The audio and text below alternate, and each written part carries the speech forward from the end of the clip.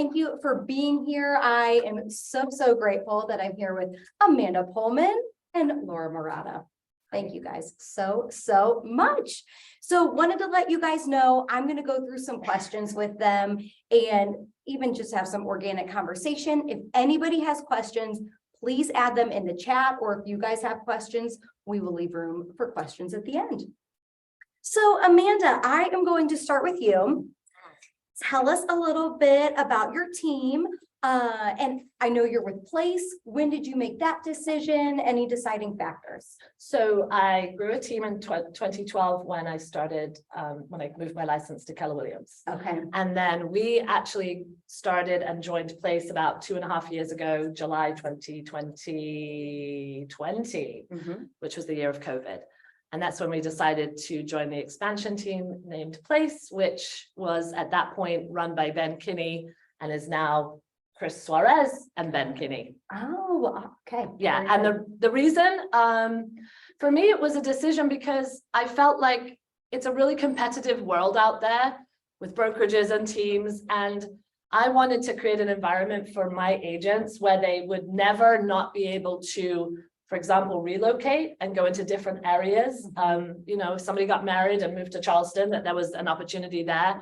And I also wanted to not put a lid on how big they could grow. So instead of me just kind of trying to find the ways to offer value and opportunity, I hitched my wagon to the top agent in Keller Williams, Ben Kinney, and joined his expansion team. I think the best thing we ever did. And it's interesting. It's almost similar. I think that's why a lot of agents end up joining teams, you know, because they want support. Yeah, the systems, the models, you know, the advertising, the opportunity, all that goes into running a team and providing all of that for your agents is difficult to keep up with. There's just so many things that our buyers, sellers, and agents are expecting. So for me, it was a no-brainer to look for an expansion opportunity. Absolutely. I started as an agent on a team, and then I was solo, and I will tell you, I like grieved the camaraderie too. It's a special support. Yes. So Miss Laura, tell us a little bit about yourself, a little bit about your business. How long have you been on Amanda's team? Thanks, Jill. I have been licensed since 2006, and I started working strictly for a developer. And so while I had my license with another brokerage, I wasn't in the office. I wasn't doing any normal residential resale. And the crash of 2008, of course, in real estate, which was, you know, really enormous and very, I'm on Zoom and I can't think of my words right now. It just blew the whole real estate world apart, right? And my developer basically was over leveraged and went out of business. So I was left with, what do I do next? And I went back to the brokerage that held my license previously because the developer had switched brokerages. He had divorced the first broker. Anyways, I went to that gentleman, the manager of the office, and I was despondent. I did not know what to do. And he looked at me and he said, "You are the best salesperson I would have in my office. Just come back, you know, we'll print you up some signs and just get out there and just go be a realtor." And as everybody knows, you know, getting clients in 2008, there were a lot of opportunities because the government had offered the tax credit of $8,000 for first-time buyers. So there were a lot of buyers out there, but properties were incredibly distressed. It was almost impossible to get listings because people only wanted to go with very established listing agents. I didn't have that record, you know, behind me. And I frankly didn't know anything about conducting normal real estate transactions. So luckily for me, I got a referral the very first 2 weeks. I had my license back from a good friend of mine who sent me a cash buyer coming from California. I'll never forget that. I knew the inventory in the area. I sold him a house and it just sort of rolled from there. But what I would say is that that 2008 to 2013, you know, portion of my journey, while I was ascending, you know, I was never going backwards. It was slow and painful. And I did not have any systems other than going and working open houses, tagging on to other agents for their experience, picking other people's brains, and the brokerage offered some training, but it wasn't anything to actually build a business. So I was doing business, and I was probably the first year I did maybe 10 transactions and made about $30,000, which I did not consider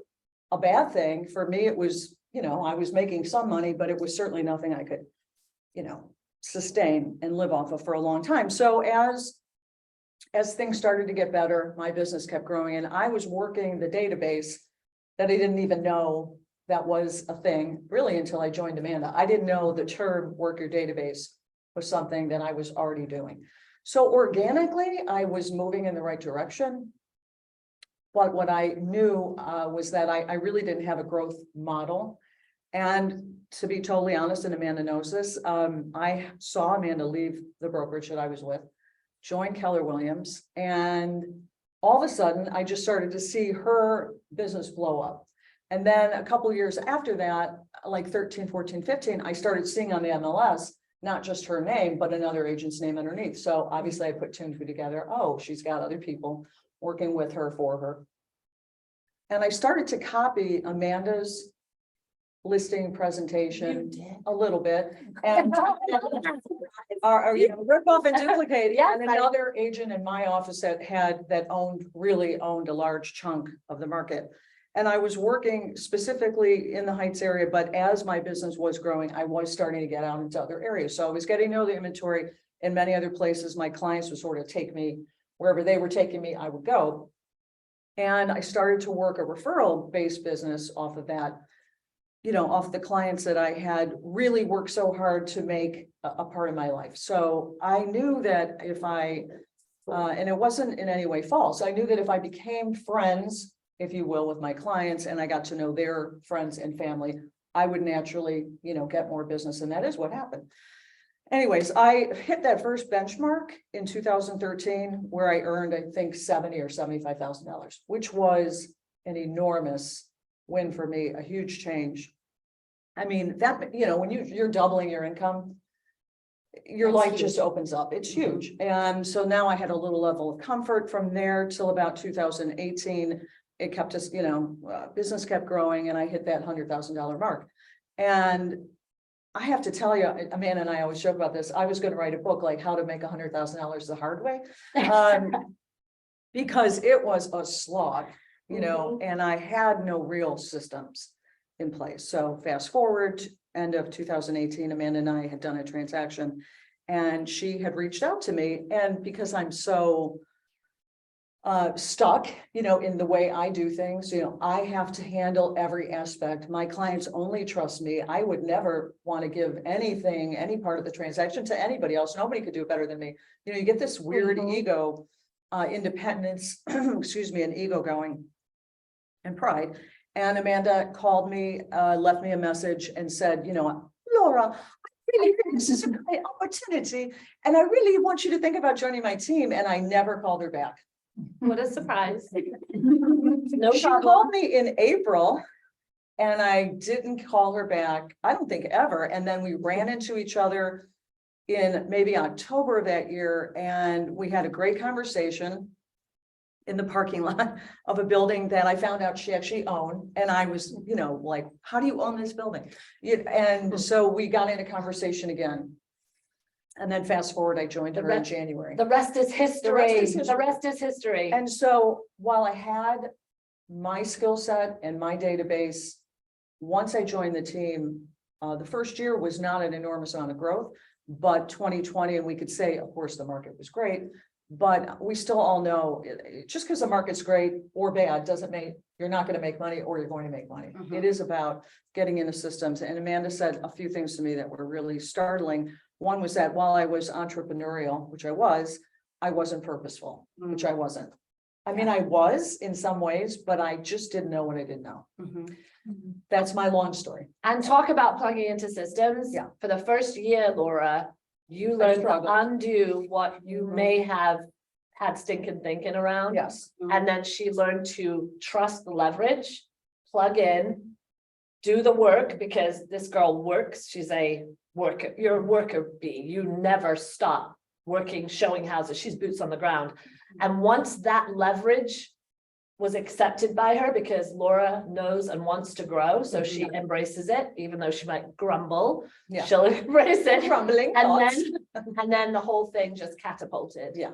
So her limiting belief was, I don't sell houses in January. January is the worst month for me. She came on our team and the following January had the best month of your career. Yeah. Well, I think part of that is even why we're here. You know, like you didn't mention this, but I know so many agents who kind of get to that plateau and feel like, oh, I don't want to join a team. Like I like my own name on it, or I like the control over it, or so and so forth. And I know a lot of people who think, oh, I'm just gonna give money to the team and I'll end up losing it. Well, you know, the title of this class is how to make 6 figures as a team agent. And Laura, you most certainly have. So Yeah, Laura reached a milestone last year when she made 250,000 after team splits. And that was her biggest year ever. And yeah, that's the power of a team. It really is. It 100%. Yeah, and that's what I wanted to grow, is a team that could see the opportunity of doing that much business with actually giving back to a team and embracing the leverage. Couple of main changes, not just in mindset, but the reality, and I have all love for single agents. 100%. It is incredibly hard to be a single agent, and I've seen some single agents really just knock it out of the park and kill it.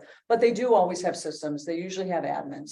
They might use, you know, either contract to close, whatever it is. They have affiliated partners that they will leverage those resources, whatever they are, and they farm and they spend a lot of money normally on marketing and farming, I think, to a great degree, advertising. And I was doing none of that, and I didn't really want to put my resources into that. So that's where I was stuck, and I couldn't catapult. I could not leverage myself anymore. I was running out of time, basically, to handle clients. And one of the things that I did recognize, you know, I'm sure in our first conversation, I got really into the weeds about splits. Why would I give you 50%? Why would I give you, I'm going to be coming with my own business. Why would I give away 50%? And I want to have my hands in every part of the transaction. And those two things, she was really able to hear what I was saying, and not to salesman me out of my thinking, but to show me that by utilizing the leverage, I would be able to go out and get more business. Number one, I didn't need to run signs and lock boxes to be a great realtor. Yes. I didn't need to input my own listings to be a great realtor. I didn't need to go do my own photographs with my little stupid camera. I had started using professional photography for certain price points, but I'm still doing a lot of them on my own, and they look like it, you know, so I couldn't present that really crisp brand that I wanted to consistently, because I didn't want to put my money into it. Yes. That's the truth. And the other part of it was, and she didn't say it like this, but other people have used this phrase, and it's so true. They say, do you want to take a bite out of a watermelon, or do you want to eat a grape? And I love that, because, you know, the symbol of a watermelon is huge and a grape is tiny. You can do whatever you want, and real estate affords us that. You can go and be and do whatever you want. But I really wanted, I was passionate about wanting to grow to at least an $8 to $10 million a year business. And I could never get past 5 million. And that stuck in my craw. I'm really competitive. You did 19 million last year, Laura. I know. That's, Yeah. actually gave me the chills. Thank you. And the other thing is that I got opportunity from Amanda, as we all do on the team. So the opportunity is coming your way that you may not get on your own. And then the backup of that is that when you go make your listing presentation, whether we're together or not, I have the whole team behind me and the stats of the team behind me, Yes. which we all know you can make things not in an untrue way. You can present, hey, this is what we did last year. They don't know that you might have tilled 5 homes Yeah. out of those 230, you know, they don't really care. But it does give you that presence and that Credibility. confidence Yes. to know that you can compete with whomever, which you might not be able to do on your own. And I don't see any disadvantages. And the other thing that's really critical is that when we do go out on appointments together, Amanda is always really clear with the client that I'm here, I'm the rainmaker, if you will, but your daily interaction is going to be with Laura or with Karen or with Irene. She never sets the client up to think that I'm gonna handle everything and then, just push you out. Mhm. Because people don't like that. But if you Yes. just go in and you tell it like it is, and they don't know any better. Mhm. I mean, they really don't. So, and not that they don't know any better, that doesn't sound right. What I'm trying to say is you set the expectations up front, and they're either fine with it or they're not and they choose somebody else.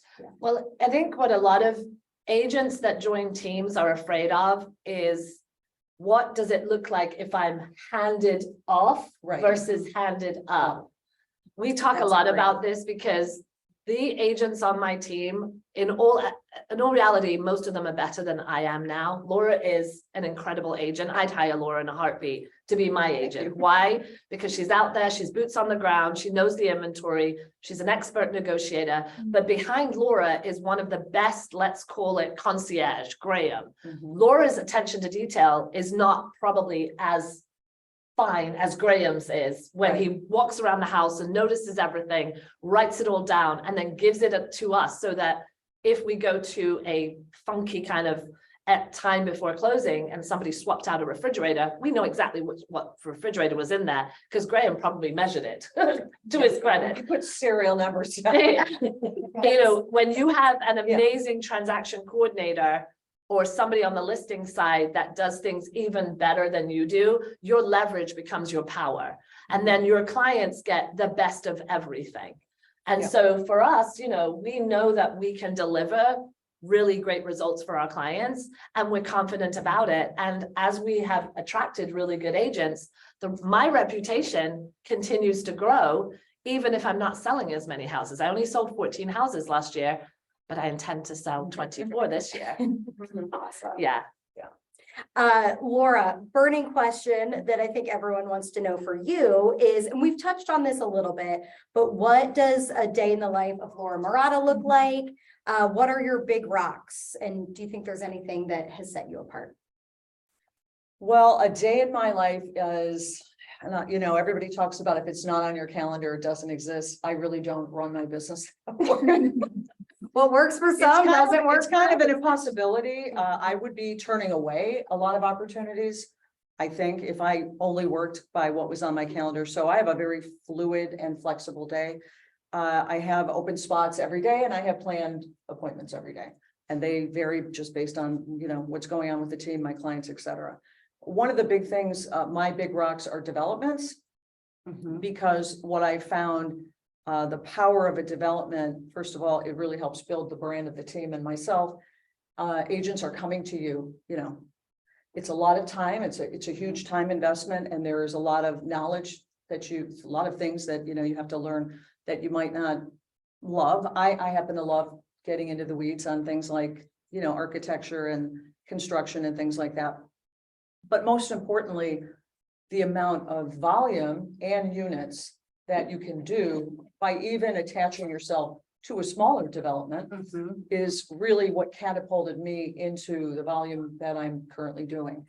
It's scary sometimes because I look at the end of every project in sight and think, oh, It's a well, long. when that ends, Yeah. how am I going to make this up? That's always, how am I going to do this? It's always my touch point with Amanda. How am I going to do this? I need to, and she always says, don't worry, because the opportunities will come your way if you're constantly plugged in and taking care of your clients. So I have really strong belief that if you can get into a relationship with a developer, that is an excellent way to not just learn and grow your toolbox, your skill set rather, but it's a great way to automatically increase your volume in a way that's meaningful and that can earn you, a nice amount of money. Can I also add that Laura has a full-time VA assistant, so she earned that through the opportunity model on the team, where she now has someone that works basically for her Yes. and has been an amazing leverage for you, hasn't it? Yes. In the things that you were spending too much time on, the Yeah. busyness that Yes.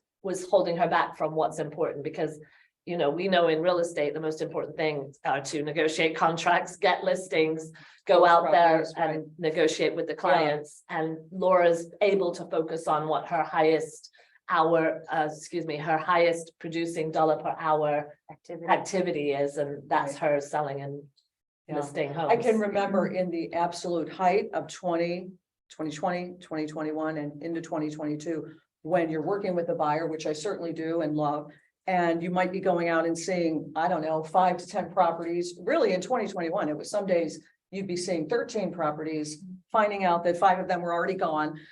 You know, if you want to get your offer in, blah, blah, blah. And I would have Kate set me up dot loops for anything that I knew that they might be interested in. So I was, you know, already ahead of the game, and I could just plug right into the loop, fill in everything, get it signed and get it over. Having that kind of leverage probably won my clients offers that I wouldn't have been able to do had I, well, I have to go back to the office. I've got to get your offer started, you know. So what I've started to do proactively, because Kate does have the time to do it, And is Kate is your, Kate is my our admin. Virtual Okay. assistant, yeah. Yeah, she's actually a virtual assistant. She's in the Philippines. okay, It's incredible. We communicate on WhatsApp all day long. But I'll say to Kate, can you set me up a loop for 123 Main Street? Can you set me up a loop for 456 Smith? Can you set me up a loop for 789 Jones, whatever? Mhm. And even if we never use them, everything is in there. All the client's data is already in dot loop. It's all plugged in. I just have to review it all, share it and get it signed. That is a That's- huge. And fill it out. You have to Yeah. fill out with all the pertinent information, yeah. Yes. But yeah, that's, she that doesn't saved do, you a lot she of doesn't do time. anything with the But offer you're- structure, a step ahead of the but the game. loop is already all set up. Yeah, and on the listing side, you know, our agents just have to go, okay, I've got an appointment at 123 Main Street. And they're ready within a couple of hours with everything that they need, except doing the CMA, which is, we're always the ones that know best, Yeah. right? Mhm. What the CMA and the value of the house is going to be. So they're doing the boots on the ground and then going to the appointment. Yeah, and I mean, as the fiduciary duty to the client exists, there are things that never get leveraged. You know, we're always going to go out and meet the appraiser on the listing side. We're going to join the point of sale inspection, or Graham will, for us on the listing side. Mhm. But there are a lot of things that we can leverage out. Absolutely. Yeah, and that's, you know, the beauty of a single agent is you can do things one-on-one. And that's how we all started. I Right. mean, most people on our team started as single agents. And now we get to the point where the leverage really works for us and we step back from the things that we're not as great as. So then our clients can get the best of everything. And as long as we're doing a good job, they're going to tell other clients about us. Yeah. Yeah, with your powers combined. Yeah, Yeah. and another huge thing for me was the ability to invite my clients into the team in all of our events. Yes. And that's a huge thing that I was never going to be doing on my own. I was going to be throwing parties and We Gigi's love it. and, We you love know, ice cream socials and Yeah. love you a latte, whatever it might be, you know, bark in the park, whatever it was. And my clients, you know, that do show up, really enjoy those things, really feel a part of the team. And it, you know, again, it's all the things that glue you to your database. Mhm. And if we Yeah. aren't glued to that database, you know, we all know there are so many people out there attacking our database. Yeah. Everybody's out there. So many disruptors. It's my job to stay as close as I can. And frankly, it's something that I love also. Yeah. I love my clients. So Yeah, and the behind the scenes kind of still talking to, interacting, feeding, checking, texting, emailing. Now that's done because, you know, the tech is Mhm. supporting what we're doing. Right. So that now that's being done in the background in so many ways that again leverages Laura Mhm. because she gets, oh, I would like to know what my home is worth, or I do want to know what's going on in my neighborhood, because those things automatically is being sent out to the clients. So right. it works. We stay in touch better too. Absolutely. Something I heard you say too, when you were talking about big rocks was, through leverage, you've been able to focus on your niche, which is developments. And I think I would add that too, to any agent. Like, I think finding that niche, finding your sweet spot is Mhm. huge. Well, we also track and say, well, where did our business come from? What do we need to focus on? Because sometimes it's really simple. If you have 3 buckets of business, you know, don't go chasing other things that you've never done before. Just focus more, double down on those. And we know that our top one is sphere and repeat clients, almost 70% every year. So we know we have to keep on loving on our clients and offering value. And this is not transactional. This is a relationship. They need to be able to come to you for everything about real estate, not just because they want to buy, sell, or invest. So that's really important. And we're making sure that we focus on those relationships and keeping them going. Yeah, absolutely. Question for both of you or either one of you. Is there,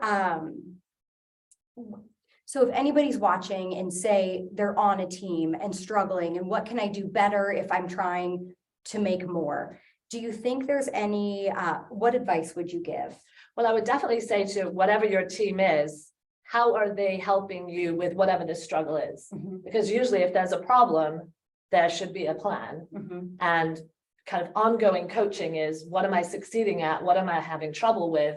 Do you have that to offer me? And then kind of, how did I do?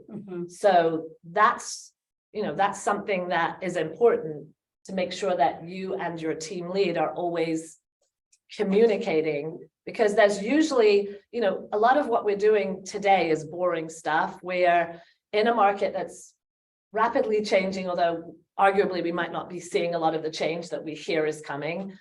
But doubling down on lead gen, that's your number one thing to do.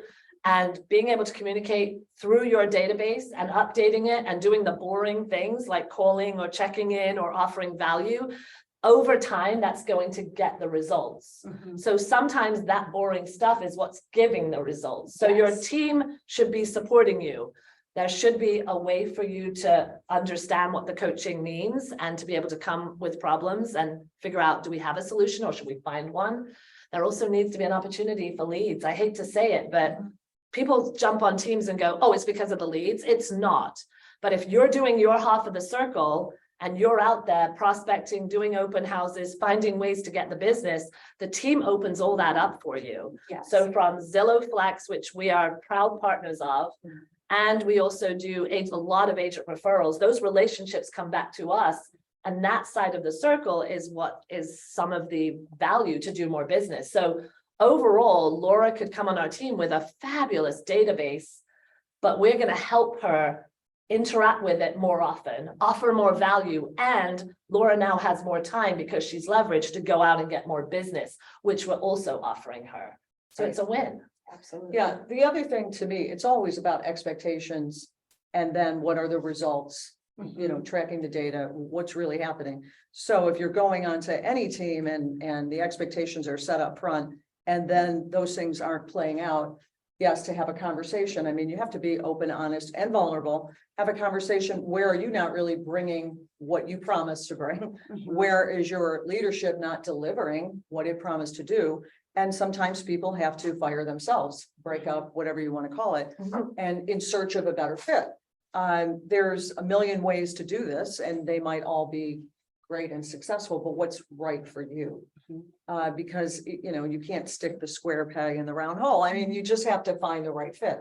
I do think, whether it's unfortunately or not, I mean, again, I have so much love for single agents, but I think as we see the business, the disruption in our business, that it is increasingly difficult to successfully have a huge single agent business. Even the agents that I knew that I admired, that were solo agents in the other brokerage, have all teamed up now with another person that might be exiting the business or bringing a new younger agent in. They've all got admins now. Everybody's got a team, even when they're a solo agent, that's just. Which is great. They're running their business as a business. As a business. Not a hobby. Yes. And the one thing that struck me so much when I joined Keller Williams, and of course, Amanda, is the reason I joined. There's no question. Because I thought y'all drank a lot of Kool-Aid. I really, I was like, what are they talking about? But in that Kool-Aid, there are so many nuggets. And one of them is, are you working in your business or on a business? And I was definitely working in my business and not on a business. Yes. So if I were to retire, get sick or whatever, I had nothing to take with me. Nothing. We love passive income. Yeah, I had no way to monetize. So in looking at my future, that's always my biggest why now is, how do I grow and monetize and turn this into a business that will hopefully, be going on after I'm no longer. Yeah, mailbox Boots on the money. ground. Yeah. And my daughter, became licensed last year, and it's really been a wonderful experience. It's not without struggles, it's hard because she still has to work another job to make income, but I really feel like she has what it takes, the tenacity, the brains, and the willingness to learn is there. So it's interesting to see it, from that perspective. I really want her to do great, and more will be revealed in every relationship that we're in. There's no, you just don't know how things are gonna play out, Absolutely. right? So another question I have for you guys, both of you, either one, is how important has social media been in your business? And I ask this because I think your guys' social media Yeah. is amazing. Can I just go first? Yes. I Can I have go no social, first? I have no Sorry. social media presence. Zero. I did have an Instagram account that is buried in the weeds somewhere. So I She has had a none. MySpace. And when I joined Amanda, she said, you have to be on Facebook. And I was like, I don't want to. And now she's going live more than anybody. Yeah. Which is I great. want to be on Facebook. I hate Facebook. And so I'll leave the rest to her, but Well, Laura's got an innate ability to embrace technology, no matter how much at first she doesn't like the sound of the change. You know, at the end of the day, change is difficult for all of us. And Laura's the prime example of someone that says, I don't like it, but I'm going to do it. She plugs in and guess what? It works. yeah. For us, I've always said organic social media is free, and it's usually the power of somebody recommending or, people in the neighborhood that want other people to move in because they love the neighborhood and they want new neighbors. So those types of organic social media presence has always been a big push. So we used to use it as like, we would say, here's the questions to ask your realtor when you interview them. Here's the answers you got from the competing real estate agent. And here's what we do. So it was real easy for us to kind of go in and say, well, here's what we do with social media. So we embraced things early on. I was an early adopter of a lot of things. And I feel like that's what's kept us ahead sometimes in competition, is that we might be a little bit ahead of it just because we went for it. Active Rain was a big thing. Right. Loved Active Rain when everyone was like Zillow who. I paid $400 for the 44122 zip code, which is probably now $40,000 Yeah. if that's probably for 20%. Even available. And social media, we just did we've always been present, but then it got too much. So we had to bring in the people that did it better than us. And Catherine Shepard on our team was our social media queen while she was our listing manager. Absolutely fabulous. She now stepped into a kind of more part-time marketing, and we have a VA, and she is freaking awesome. The That's things great. she can do now, those reels and stories and Instagram and TikTok are things that Laura and I would have no time Yeah. for. No time. Yeah. Don't want to do So it. it's leverage. It's Don't want to leverage. do it. But they know our style because we've kind Yeah, of we have branded a template ourselves. there that they're able to organically sort of play off of. And also because we run all of ours through Brivity, which is our CRM, they have all of that in there. So it's like a plug and play, click and Oh, it's that's easy for perfect. us to get the stories, the reels, the open house, whatever it is that we are putting on social Yeah. media. It's all there and made for us. So it's just a real easy way to Yeah. utilize. Going back to my daughter for 1 second, Yes. she's 22. She's all about all this stuff. I have no idea. And she's innately got that talent Oh, she to do does. that. And and she knows that, if you listen to Gary Keller on stage, he says the biggest realtor hasn't even gotten licensed yet. 100%, I agree. It's a hard concept to grasp, but it's really true. And I've seen other very young agents just get out of the gate and go crazy, and they built it all on social media. So yes, it's mainly free. And It's amazing. did you have a question? Actually, speaking of your daughter, she has a question. Oh, Bella, wow. Hi, Bella. Bella says, Amanda, how did you help Laura get through the stinking thinking when you first started working with her? yeah, so it's, It wasn't easy. I look for people who are humble, hungry, and smart. And the humbleness, she's a rock star. We know it. She's incredible. And she's also a great leader for our team because people not only chase you because you're amazing, we want to keep up with you. It's like being competitive, but she also gives back in so many ways to, give her experience and especially in new construction and help others. But as far as the smart, Laura's exceptionally smart and she's also very emotionally intelligent. So when it comes to emotional intelligence, we're very focused. We as a team never stop learning, and believe it or not, it goes way above real estate, doesn't it? We feel like our journey on growth just happens to be coming from the fact that we're in real estate. So the whole emotional intelligence, and we're very into NLP, which is obviously very much how Bold. Hi, Hudson Warren. Right. And Bold is all about NLP. And I mean, we go to conferences, we learn to be better versions of ourselves because it's not just about this business, it's about us as a whole in growing in all the areas of our life, whether it's spiritually, physically, whatever is important.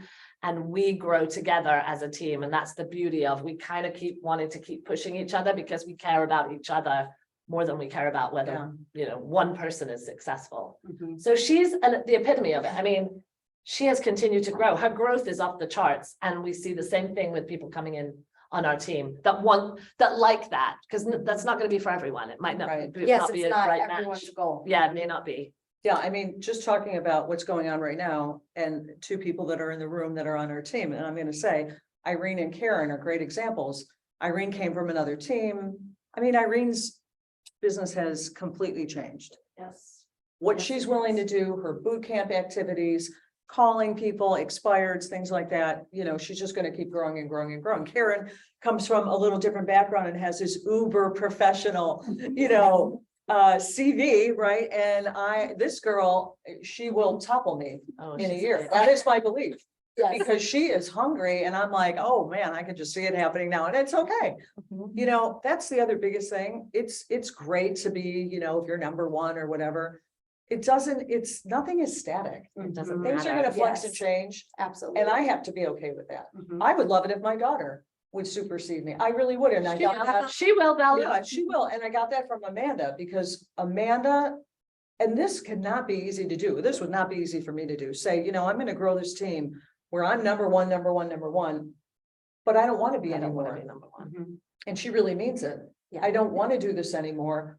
I want to grow the team so that you can all go out and grow. And that is, for me, that's humility and leadership and passion, obviously, for growth, but a great amount of incredible generosity. Mhm. So she's taught me to be so much more generous. And Aw. it's Well, true. I mean, our mom, look, she has a sign in the office, the metal sign that says, when in when doubt, in doubt, be the more generous. be the of more two. generous of the Even two. when people aren't hurt necessarily, you yeah, or take from you, always be over generous so they can never come back and say, well, you took this from me. yeah. I will tell you 2 times in this last week, in the last 3 days, I've had situations where people came to me and then I asked a few questions and then I found out, they had an agent. Yeah. One was completely willing to throw his agent under the bus Yeah. if it meant a discount. Ouch. And the other was like, well, I don't really know, and I said to both of them, it sounds like you have an agent relationship. And I want to honor that. So why don't you please get in touch with your agent? I don't know that many people that would do that. I'm not saying I'm special for doing it. There are a lot of people that wouldn't do that. Mhm. And what she's always taught me is that, hey, I don't want to get in that messy business. I'm not into stealing anybody's Mhm. clients. Everybody should be working for their clients, right? I Yes. mean, There's plenty to go around. there's plenty to go. And around. some will, sunshine so far. So what? Who's next? But what comes back to you? And the other thing I just want to touch base on in the stinking thinking is that I would get so distraught when I lost business, whether I didn't get a listing appointment or even losing in multiple offers and a client eventually gets weary of that and goes and finds another agent. I mean, It happens. I felt like you stuck a knife in my heart. I really, and it's just how I felt. And it wasn't easy for me to get over those things quickly. And Amanda has really helped me with that because she's just like, are you gonna let yourself be dragged down by this? It's stopping you from going out and finding other things. And And how opening. about all the people that are raising their hands? Yes. And you You're like- opened you're yourself like- to them to come in. Yes, and so that has become a much faster process for me, and my stinking thinking is that if you lose once, there it goes. Mhm. The boulder is gonna just start rolling the wrong way. It's all gonna be over. Every year in December, I go through this every year. Even though we're in a daily sales Yes. business, at December, for some reason, is just a nightmare for me. But Looking you've towards reframed, you've January. Yes. reframed that. Yeah. And any lulls in business. Mhm. Everybody gets a lull in business. It is so hard, but easy, once you figure it out, right? To tell yourself that self-talk of, just because my phone didn't ring 20 times this week, it's not like the world is ending. But- Maybe you need that break. Maybe you need that Exactly. break to recharge and go be better at something else. And And to- hear that from her, who Yeah. did 19 million last year. Yeah. Oh, Everybody has. and loss. I will tell And you, the team- I could have done 22. I tracked all the business that I didn't get, that I was in the middle of getting, and it's a good $3 million of business. But at the end of the day, I didn't get it for a reason. And our team is always supportive that we're going into a different sort of market. So if we're doing the activity, we know the results are going to show up. But if Yeah. they're not showing up today, kind of look back on the last 6 to 8 weeks. What were you doing? Yeah. That's why it's not showing up. But it will show up because you're doing that boring lead generation. This one, this Irene, man, that she's in there, she is lead generating, and I'm listening through that wall. I love it. Yeah, That's awesome. yeah. And it's never too late to change and get back into it. And My God. you know, Your destiny is wake only up- 6 weeks away if Yeah, you're doing the you wake up every activity. day and it's a new day, Mhm. you know, and the other thing that I learned from being with Amanda and her passion for Keller Williams and Gary Keller and his teachings, and now Ben Kinney and Chris Suarez, is that you're really only 5 years away from changing your entire life. But also, who are the 5 people that you're spending time with? I That's think huge. those 2 things, the 5 and 5, if you will, are really critical. Mhm. And I can go back and say, I've been with her 4 years, and I don't want to get too into the numbers. Unless you want me to, but I can share that on year 5, if everything tracks. You know, should I say it? No, your financial future has changed in the last 3 years. Yes. She's $750,000 Yeah, towards being where she wanted to be, Yeah. and she'll do it in 4 years. yeah, and I That had gives me chills. $10,000 in the bank when I joined Amanda, Mhm. and I had a lot of debt. So the beauty on a team is leverage. The beauty on a team is opportunity if you want to blow it up. So get Mhm. with asking what the opportunity is. What does it look like? Mhm. What is the map for it? Is it something that resonates with you, or is it not? Because, you know, every team is different. And then can you, if you want to, take your business to new heights, but also have a better life? The work-life balance can really be, that can kill Mhm. anyone in real estate, is that they burn out real quick. Right. And being on a team, I think at the end of the day, for a lot of people, makes a lot of sense. But notwithstanding, there's going to be a lot of single agents that still do very profitable business. Because at the end of the day, where your profits are important. You know, we were talking yesterday I was talking with Chris Suarez, and he was like, you know, don't worry about where people fall, worry about who kept the most amount of money. And being profitable is the number one thing that we're teaching, not only in my business at Place, but also the agents. What are you keeping? Mhm. So if they are not paying any of the fixed expenses and their expenses are little to nothing, then they're probably keeping close to 50%. That's extremely profitable. Mhm. When you look at a single agent model, and they may say, well, you know, I feel like I'm making 80%, but how much do you actually pay for the things that you have to pay for that are fixed expenses, that whether the market's up nor down, you're still going to pay them. So that's where I was, you know, I was at MREA, $30 million. I'm supposed to be at 22% profitability. And when I went to Place, I was below that. And I'm thrilled to say that we're at 30% and we're one of the most profitable Place teams. I'm proud of us here in Cleveland. If I don't want Thank Yeah. you. And everybody always is like, Cleveland, you know, We're killing it. I mean, and now the whole world is in on the news, right? I was They gonna said say, that- you see me Everybody going moves to Cleveland, yeah. So there's a lot of opportunity in this market. It looks very different. Sure. It's much more more transactions, less, lower price point in general, but, Mhm. that But you're doesn't, still yeah, producing. yeah. And the other thing that we've done as a team,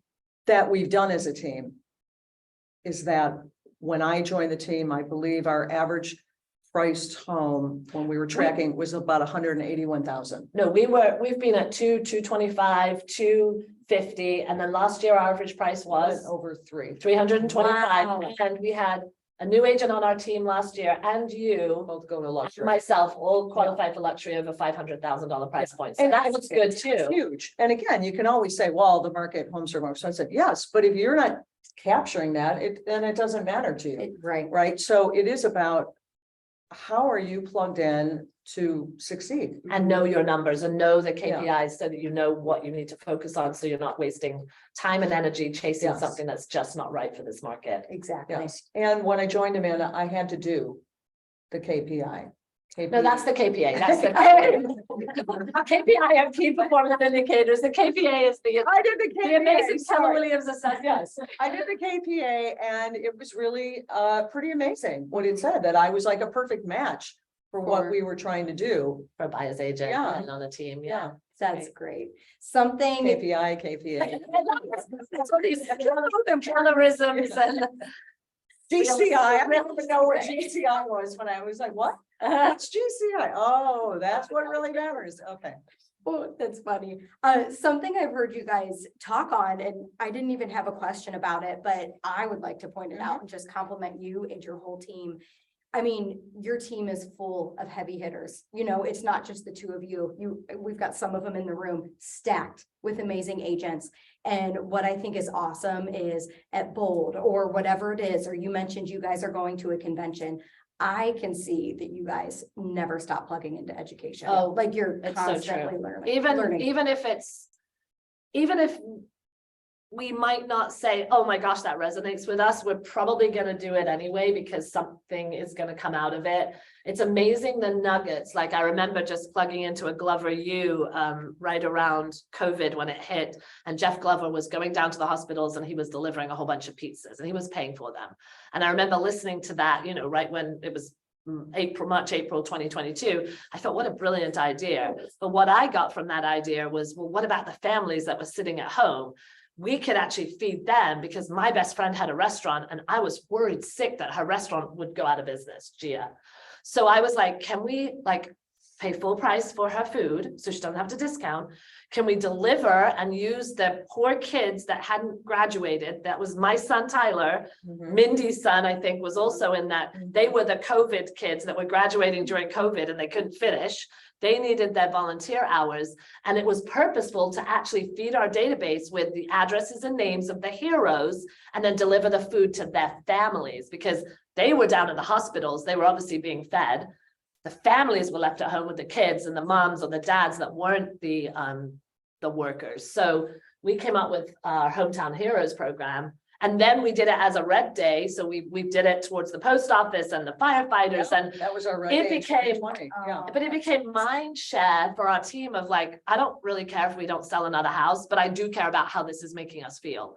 And what did we get from it? A whole bunch of people that decided to list with us because they remembered how they felt when they got a Gigi's meal or a Murata's pasta or Dewey's pizza on their front doorstep. And it worked for And believe everything. me, we were all out delivering food. We were, and the boys, With our gloves on. the boys had masks. And, We got the N95 for, you Yeah. know, in case we smelled. yeah, we were And the terrified. gloves, the hot pizza boxes, and I would take, you know, Lyndhurst, South Yuko, Cleveland Heights, and all of us would split up Mhm. and do these deliveries. It was crazy, but what I want to share is that she had this idea, and as it was percolating, Amanda called me. And I don't know if you've ever been in the room with Amanda when she gets on an idea, God. but she was like. And it was like rapid fire, and I'm just sitting at home like everybody else does. You don't even want to leave your Like house. COVID. Like, what are you Terrifying. talking about? And she gets people to buy in, and I just got goosebumps Aw. because you know, and I could cry, honestly, the enthusiasm that she generates is palpable, and it sinks through all of ourselves, you know, so I give her all the credit in the world. I would not be sitting home in COVID saying, what can I do to help other people? I was like, let's watch more Netflix, you know? We got 6 weeks off, like just whatever. Oh, I yeah. really assumed business was just done. Yeah. And I Jeff Glover, our market center, I mean, gosh, what we did in this market. center. Yeah, Yes. we were We leaders here. immediately Yes. just, everybody shifted and we were utilizing Zoom. CJ and Amanda were, you know, really, I mean, Training to empty rooms. Yes. Yes.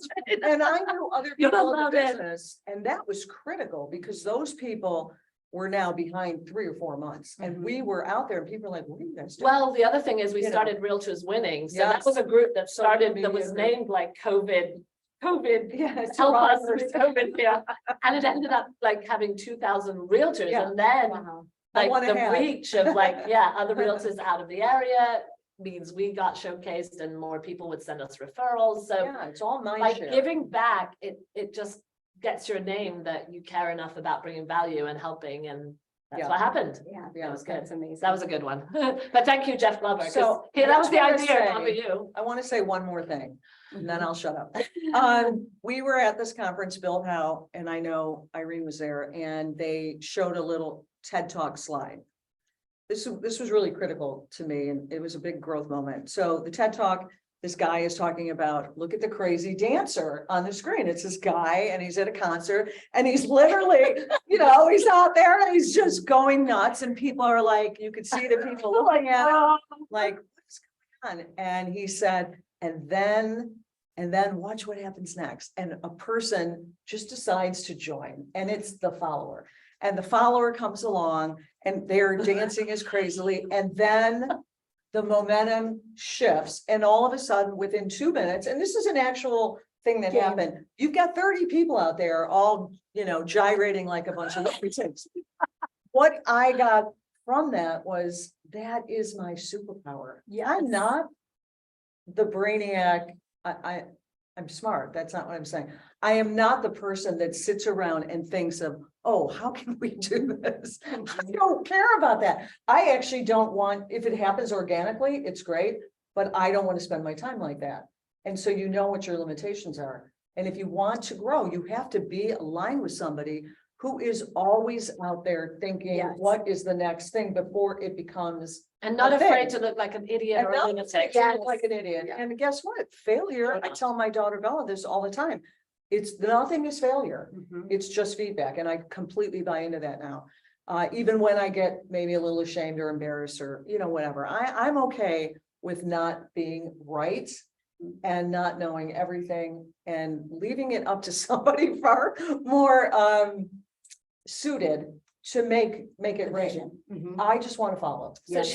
she was the second lunatic that was. I- And everybody said, if she's doing it, I'll do it. And that's what Laura. When I left, I have to tell you, I had a lot of people calling me like, what are you doing? Yeah. Why are you Left doing what? that? When you left what? Her When I left solo business. my brokerage in Oh, yeah. Joined, I had a lot of people, they were like, why are you doing that? And I just said, I really believe there's a great opportunity here for me. I don't know what's gonna happen. Nobody knows. We'll see. Absolutely. And the rest is history. And the rest is history. That's amazing. Yeah. And something you said, one of my favorite Gary Keller quotes is, you win or you learn, and either is okay. Yes. One more question, because I know we're probably getting close on time, and I wanted to ask you this. You said earlier your values are humble, hungry, and smart, and you saw that in Laura. Well, that's what we're looking for with Hires. team members, Yeah. hires. So, Our values are growth. Mhm. this question could be for both rainmakers if they're watching, as well as agents who are looking for a team. How do you ensure it's a match, that your values and your vision aligns? Yeah, that's tough. We've had, we're selective about who fits our culture. When people say you're a cult, like, oh, you're Keller Williams, drinking a Kool-Aid, I'm like, yeah, okay, call me a cult because I have culture, right? Culture is what keeps us together and helps us grow. So we look for those three, hungry, humble, and smart. And we want hungry. Hungry, I think, is one of the most important things, that people aren't coming to us and saying, what can you do for me? It's more, I want this. Can you help me get there? When they have a goal, we have a plan. And if we align value-wise, then, we want to get into business. We want to partner together. Do we make mistakes? Yes. The biggest mistake maker is Amanda, because I fall in love with everybody. She I would does. like everybody, if they raise their hand, to Yes, want to she come does. and work with us, because I see a lot of good. And I want to blow up lives. I want to create, people that have lots of money and have really great lives. So I think bringing other people that are better at this than you, for example, Karen Hillman, for example, Michael Fanera, they have helped me in so many ways. Especially Karen is now really plugging into our newer licensees and what we call our broken wings.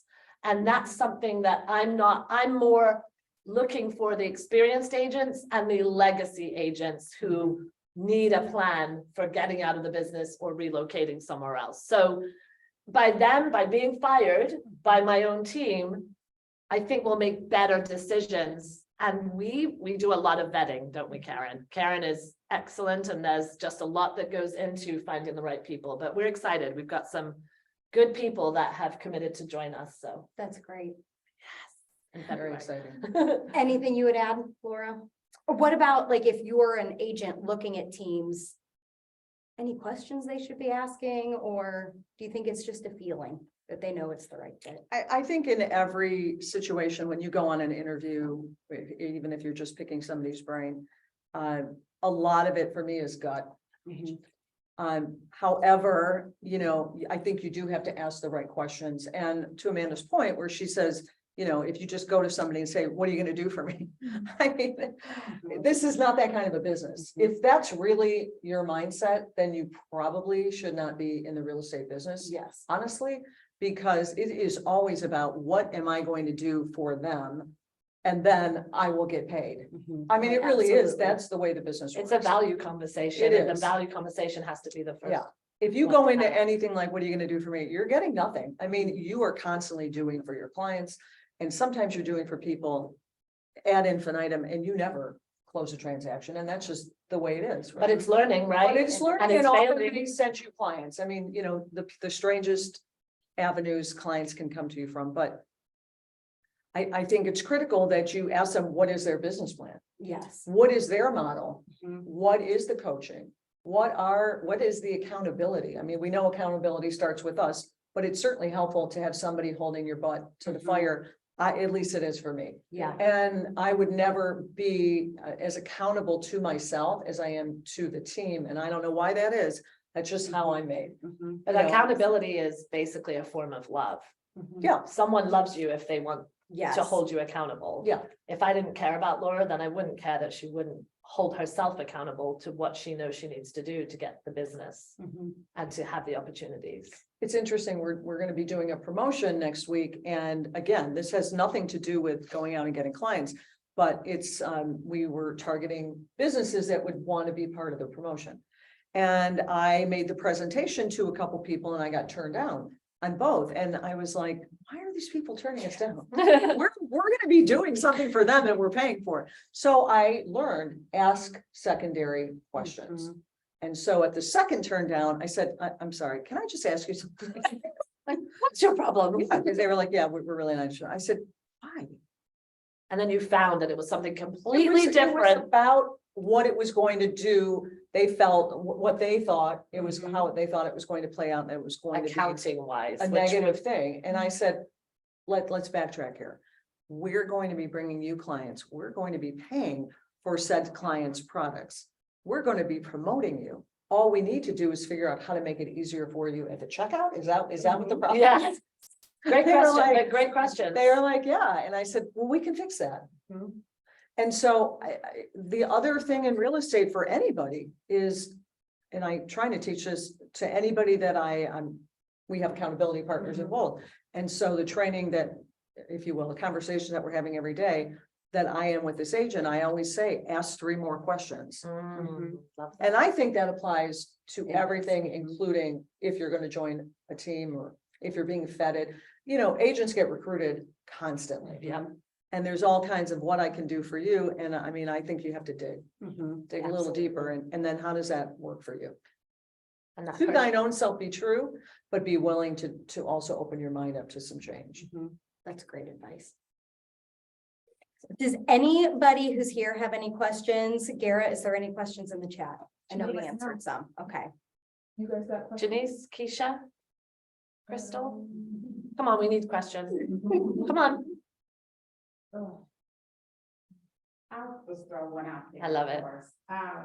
So how many members are currently on your team and how do you make it all work with people having different backgrounds, personalities, places in life that they're at? Like, how do you Repeated in the manage same. that? Yeah, so Keisha says, how do you manage growing a team and having so many different people from different age groups, diversity, And where are- experiences, yeah, How many- everything. where are we at in numbers? Well, we're at 15 15. team members. We have been larger.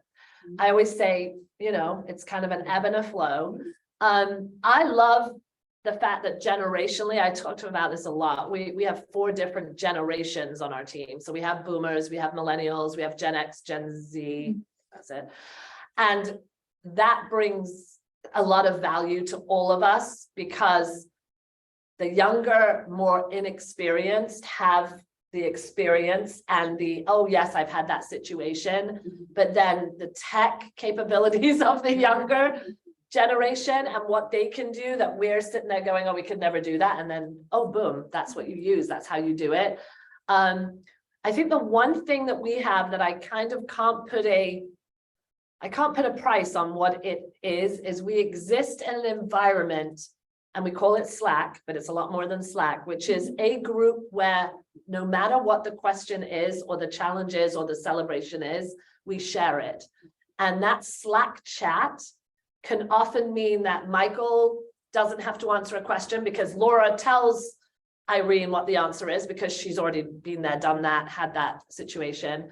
Or they don't come to me because somebody else already knows the answer or somebody else has already had that experience. So most of the time, I think as you grow a team, Keisha, people think, oh my gosh, I'm just going to have so many questions and people are going to want my time and blah, blah, blah. If you manage the environment of like-minded, like valued people, they kind of take care of each other so much that exists out, like it's still within our team. It's almost like outside. So if Laura was to come to me with a question, I would say, have you asked the team first?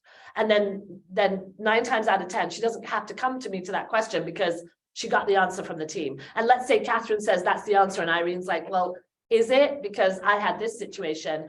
Then it can come back to me because there's confliction over what the answer is. But most of the time they're coming to me already with a solution. And then it's just, yep, that sounds good. Put my broker hat on and make sure it's legal. Yeah.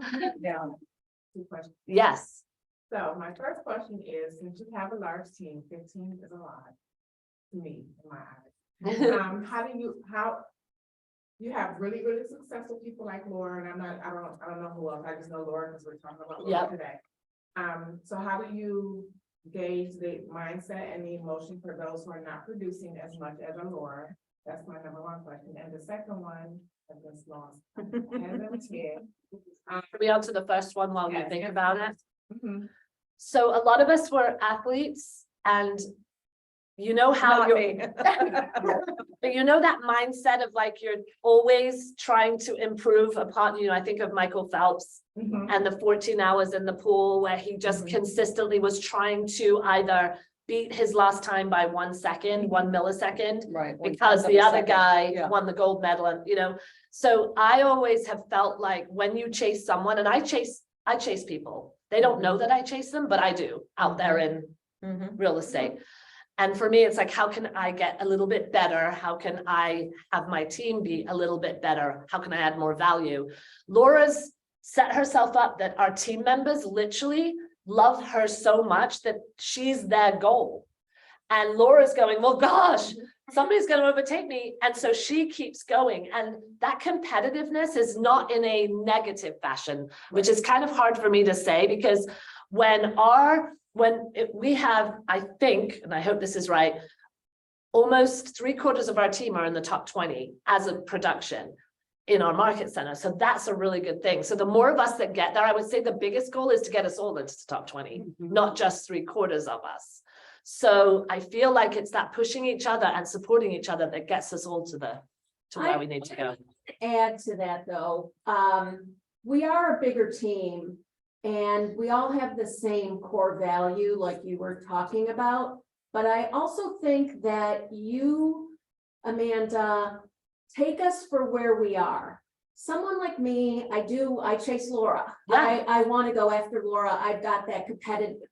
Yeah. But there's also people on our team that don't want to. don't want to. Right. And they're content selling Yeah. one house of, they've got other things in Right. their life. They sell one house a month and that's what they want. Yeah. But you understand that There's a place there for is a for place you. for that. And, Yes. and we do have a couple part-time people on our team and it's the same thing, but again, we all help each other. Like some of the part-time people become showing assistants for us when, we're overwhelmed. So I think again, you take people for where they are and what they want and you guide them from that But that's space. the coaching part. You have to know where they want to go for me to come up with a plan to help them. And then if the plan is going right with the systems, are they getting the value and are they succeeding? I mean, it just makes me think of like Florian, who is part-time, but boy, he had the best year last year. And he has so much support for our team. I mean, when he's shouting out Dee and he's congratulating Karen, he really means it because he's really in a happy place, but he doesn't feel like he has to do 19 million like Laura. Yeah, the other thing is, and I really believe this, I don't think there's any jealousy on the team. I could be I could be wrong about that. I think there's competitiveness. And that is very separate from jealousy or hard feelings. Because at the end of the day, there are other people on the team that got opportunities that didn't come to me. And that's the way it is. I'm not gonna get every opportunity. That's not how it works, right? So it is incumbent upon each of us to do the best we can with those opportunities. I think the key thing is, if you're getting an opportunity, you better make sure that you're finishing that opportunity. That's like the individual responsibility, accountability piece. And as agents grow and learn, they become better at that. And to Irene's point, you do have to meet people where they're at. And if the relationship is honest and vulnerable, I mean, I think being vulnerable is the hardest thing for all of us to do. I think when we think about everybody wants to be liked and to be right, Yeah. unfortunately, it's so true. If you can step outside of your comfort zone and say, hey, I'm scared. I need to make this much money. I don't know how I'm going to do it. I have these goals, well, you know, whatever it might be. And you have somebody who will sit down with you and propose, why don't you try this? They're not going to fix it for you. They're going to tell you, maybe you should do this or do that, or, you know, whatever it might be that allows you to go back to yourself and get moving, right? Yeah, I mean, it's a business plan, right? Yeah. If we don't, it's like rowing a boat, right? If we're just relying on the rudder, but we don't know how or where we're going, we're not going to do very much. We're just going to go around and around and around, right? So the oars are the systems and we've got a plan. We know where we're going. That's the goal. So business planning is important. If Laura did so well with 3 buckets of sources last year, I don't want to sit down with her and she's going, I'm going to do FSBOs this year, I'm going to do expireds, and I'm going to go after something she's never done before. It's about finding those systems that work, plugging in how many deals are you going to do this year, and what can we do to find you more deals, because 2023 might be a little more challenging. There might be other places that you have to double, triple down on, or you might need to check to pick up more Zillow leads. Let's just say, for example, you know, if Zillow's sending us buyers and we've got all our phones ringing, then you might as well be a better Zillow picker upper and converter. So how do we learn to be better colder lead converters? So those kind of skills and honing in are the work that we do and for the results to show up. And those are the things that we're going to focus on when we have a plan for the year. Yeah. And then we can hold ourselves accountable. And, you know, Janice comes to me and says, it sucks. Zillow sucks. They're bad leads. You know, I was supposed to get 5 by the middle of the year and, you know, and I don't. Well, let's talk about it. You know, what are the skill sets? How are you doing? Let's look at your performance indicators. Are you asking for the appointment? Are you actually keeping appointments? How many of them are you writing offers? Let's inspect what we expect, because it might not be that the Zillow leads are bad. It might be that your skill set just needs something on, you know, more leads being attended to, because our lead generation is also incumbent on us being good lead converters. And in 2023, that's what we got to do, be better at. When you go on a listing appointment, you better go in there and get the listing, because if you don't, 3 other agents are going to get it instead of you. So you got to kind of hone in on the skills. Absolutely. Gosh, I feel like we went so long. We did, but Oh my gosh, sorry. that's okay. I greatly appreciate you guys. This was a wealth of knowledge. Something else you said, though, that I would just close with, when you brought up your Slack or whatever your group chat Yeah. is, something I heard you say is that's where we celebrate wins. And you can see that with the culture of your team. You know, you guys are always, you know, yes, it can be competitive. You know, you all want to do good, but you're all celebrating each other. And that's amazing. Yeah, that's what it's all about. It's about lifting each other up and making sure that the perception out there to the public is that everybody is celebrated on our team because they're all working really hard. Right. And we want to make sure it's about branding the agents, not me. Right. It's not me. I would never be where I am without an amazing team behind me that helps keep moving us forward. I'm just that crazy Yeah. visionary that's dancing on her own, looking like an idiot. I'm just like, what? And then along comes Laura. All right. Yes, well, we greatly appreciate you it. so much. Thank you so much. Thank you, for everyone everybody. who's here on Zoom. Have a great day. Bye. Thank you, Gara.